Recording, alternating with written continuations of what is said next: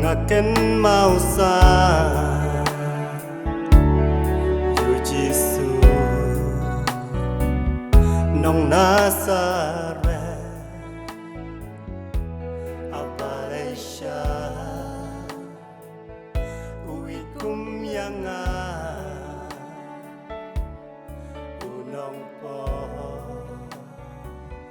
balasagma smell blood was no